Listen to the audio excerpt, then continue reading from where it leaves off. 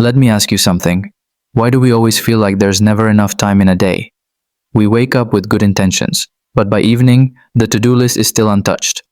What if I told you just 20 minutes a day could completely transform how you manage your time, get more done, and finally feel in control? In today's video, we're breaking down Reisem Hanna's time management in 20 minutes a day into 10 powerful lessons, each one simple, practical, and life-changing. Stick with me until the end because the last lesson might completely flip the way you look at your schedule. Lesson 1. Small time investments make a big difference. Most people think managing time means huge overhauls. New planners, strict routines, waking up at 4 a.m. But Reisem Hanna shows us something powerful. You don't need to change your whole life. Just 20 minutes of focus a day can transform your productivity. Think about it. 20 minutes spent reading adds up to 10 hours in a month. 20 minutes spent cleaning keeps your house stress-free. 20 minutes of writing daily could mean finishing that book you've been dreaming about. The key is realizing that consistency beats intensity.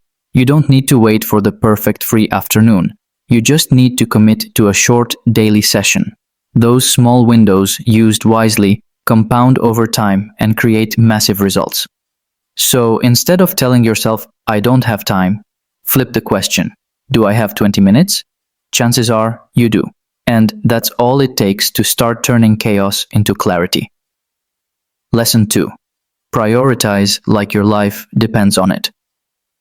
Here's the truth. Not everything on your to-do list matters. Some tasks give you big returns, while others just waste your energy. Hanna teaches that real-time management isn't about doing more. It's about doing what matters most. Imagine your to-do list as a buffet. If you pile everything on your plate, you'll be overwhelmed and bloated. But if you carefully pick only the dishes that fuel you, you'll feel satisfied and light. That's how prioritization works. Spend your best energy on the tasks that move your goals forward. Maybe it's finishing a work proposal, maybe it's calling a client, or maybe it's dedicating time to your health. Ask yourself, if I could only do one thing today, what would make the biggest impact? Do that first. This shift alone saves hours of wasted effort because you stop sweating the small stuff. Remember, being busy is not the same as being productive. Lesson 3. Time blocking is a game changer. Distractions are everywhere. Emails, social media, random calls, endless notifications. If you're not careful, your entire day slips away. Hanna emphasizes the power of time blocking. Instead of letting your day run wild, you assign specific times to specific tasks. It's like giving your brain a roadmap. At 9 a.m., you write. At 11 a.m., you answer emails. At 2 p.m., you take calls. This structure keeps you focused and prevents multitasking, which science shows actually makes us slower. The beauty of time blocking is that it creates clarity. When you sit down, you don't waste 15 minutes deciding what to do. You just follow the schedule. Even better, you can block time for personal priorities. 20 minutes for exercise, 20 minutes for reading, 20 minutes for rest.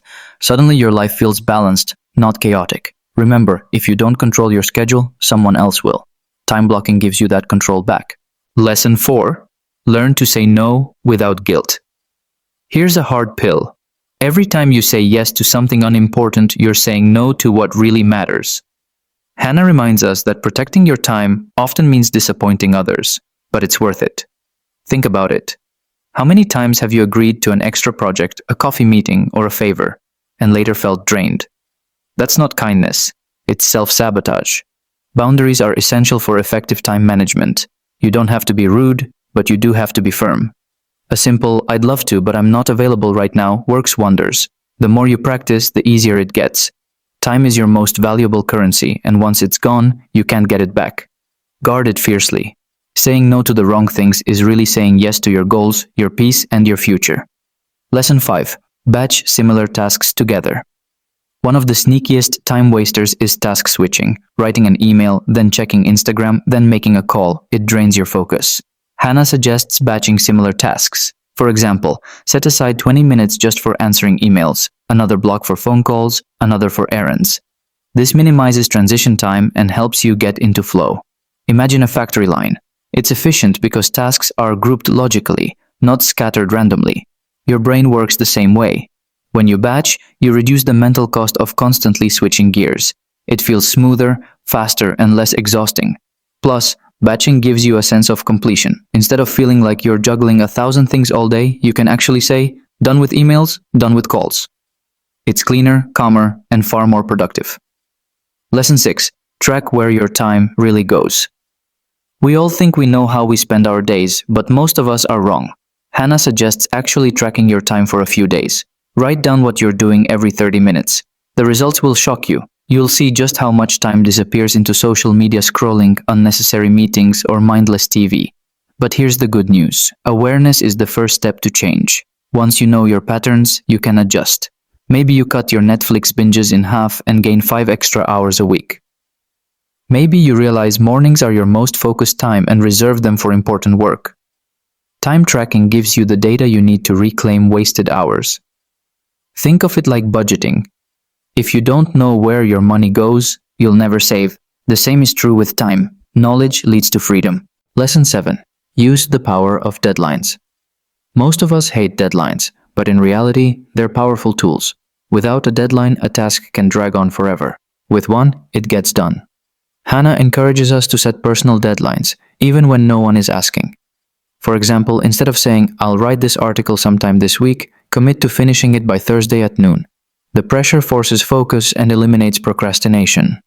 Think about how productive you are the night before a big deadline. You suddenly cut all distractions and just work.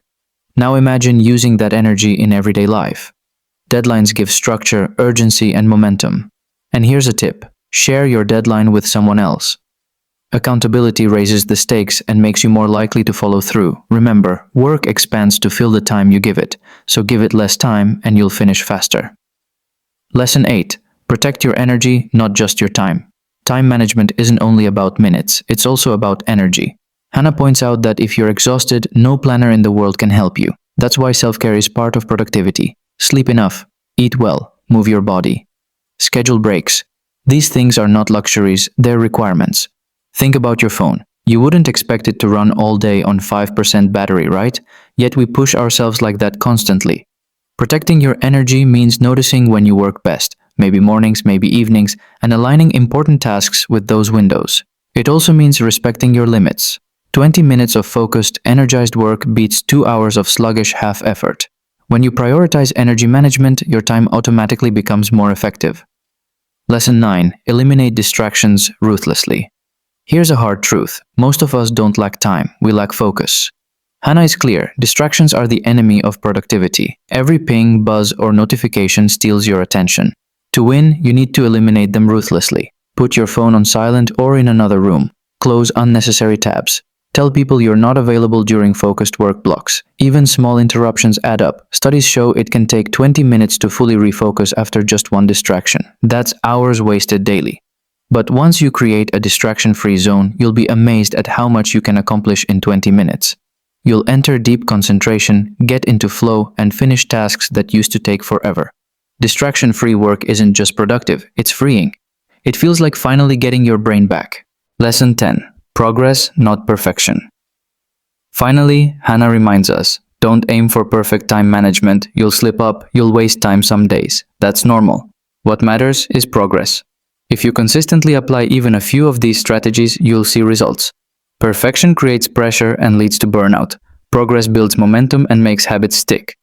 Think about it. 20 minutes used well today is infinitely better than 0. Over weeks and months, those wins stack up into something life-changing. Give yourself grace. Celebrate small victories. Keep going.